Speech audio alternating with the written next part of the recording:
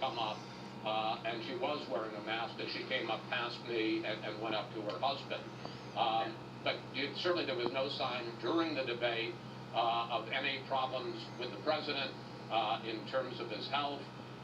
But it is worth noting that there were the different people treated the safety rules inside the hall differently. So if it wasn't clear by now, it should be clear that no matter who you are, whether you're Tom Hanks or The Rock or Boris Johnson, you could get this. It doesn't matter how famous, rich, or powerful. But let's look. If Byron York was on an hour ago and he said it's going to take us a while to wrap our head around the political implications of this, Chris, with all your years of experience, I'm not saying you're old, but I'm just saying with your years of experience, how is this going to affect the campaign? At the very least, he's off the trail for 10 to 15 days. Yeah, I mean, let me just say one quick thing about age, despite your somewhat snarky remark. I mean, the three people on that stage were all 70 plus, and obviously the vice president is 77, the president is 74, I'm 72. We are all in the high risk factor, and you can bet, I've already been asked by a lot of people, I'm going to have to get a test because although I think I was far enough away, we all take that question. Were you exposed to somebody who was tested positive for COVID? The answer is yes. Very good question. Look, our primary concern is for the health and safety of the president. Our second concern, obviously, is he is the president for the health and safety of the country. No reason to believe that there's any danger, but here is the commander-in-chief. If he does begin to get symptoms, that has national security implications. In terms of the campaign, I've just been trying to consider that myself. There is a debate, I think, on the 15th. Today is the 2nd, so that's less than 2 weeks from now. What's going to happen to that debate? You're right, the president, and one of the things that he thinks works for him, one of the things that he thinks mobilizes his base, is to be out on the campaign trail, talking to people and summoning these huge crowds. Obviously, he's not going to be able to do that for a week, 10 days, 2 weeks, and let's, very much hope that he has no symptoms and recovers quickly.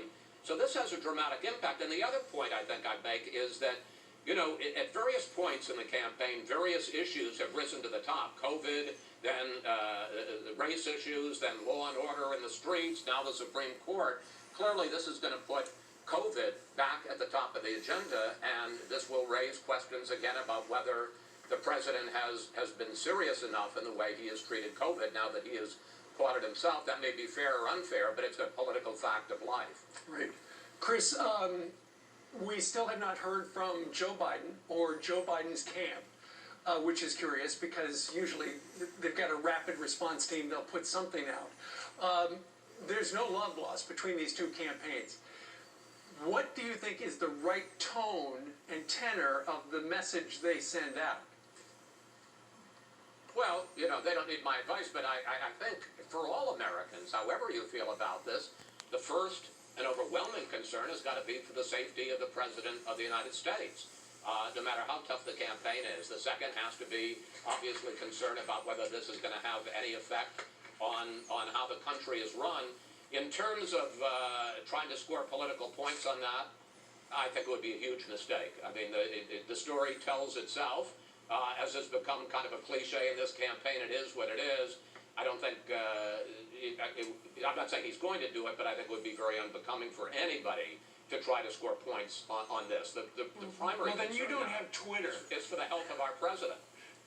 So could that help? Could this, on both sides, can it help or hurt both sides? If they're being critical of this, I would imagine that could be harmful to their campaign if you have undecided voters and they're seeing if they are critical.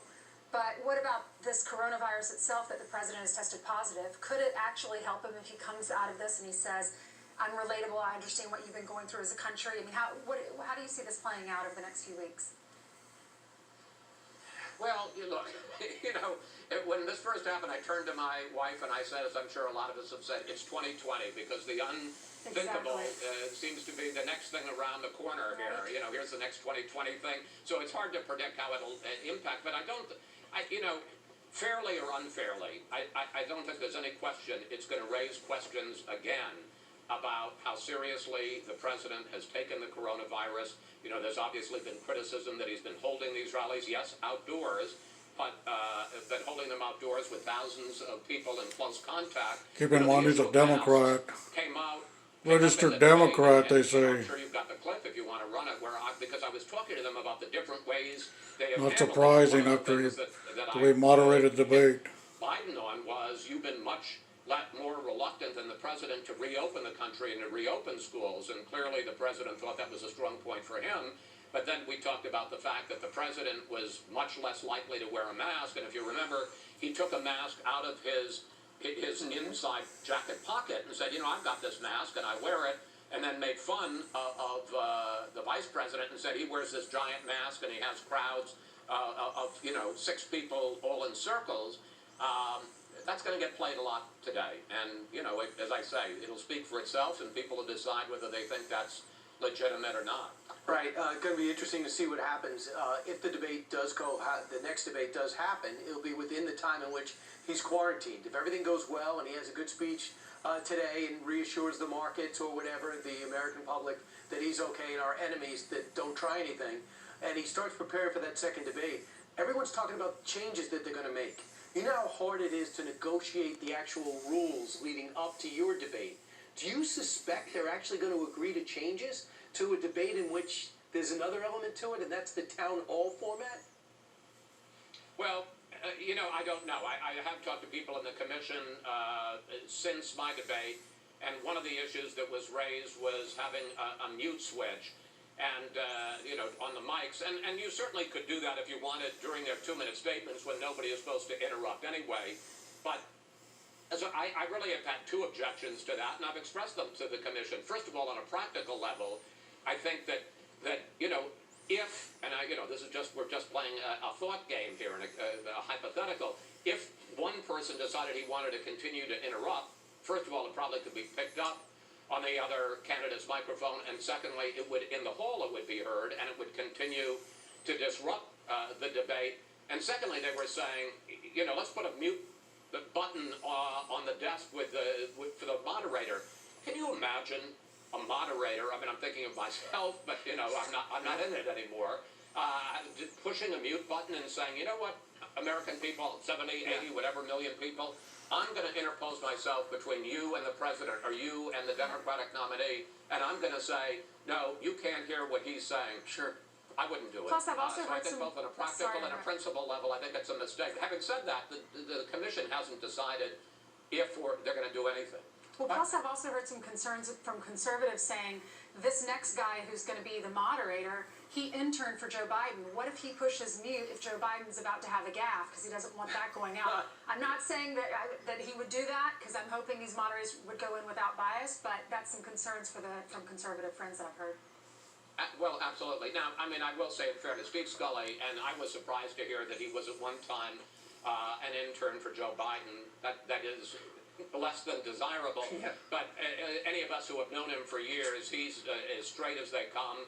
And the big thing about the town hall that kind of changes the whole equation is the vast majority of the questions are not asked by the moderator, they're asked by real people, talking about their problems. Chris says he's as straight as they come. That means, pretty much means it's as crooked as they come.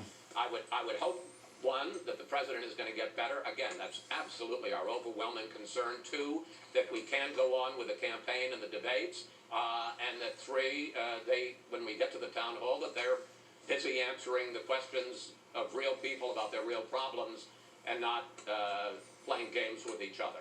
Yeah, indeed. All right, Chris Wallace, what a week to remember. Thank you very much for joining us. We'll be watching this. And who knew Tuesday wasn't going to be the big news making of the whole week? Normally we'd ask you your guest It's star, 2020.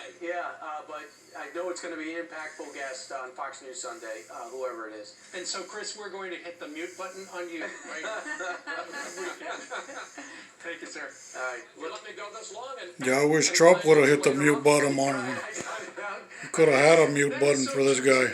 Exactly. I know you can handle interruption, so I'm not going to try it. Thank you very much, Chris. All right.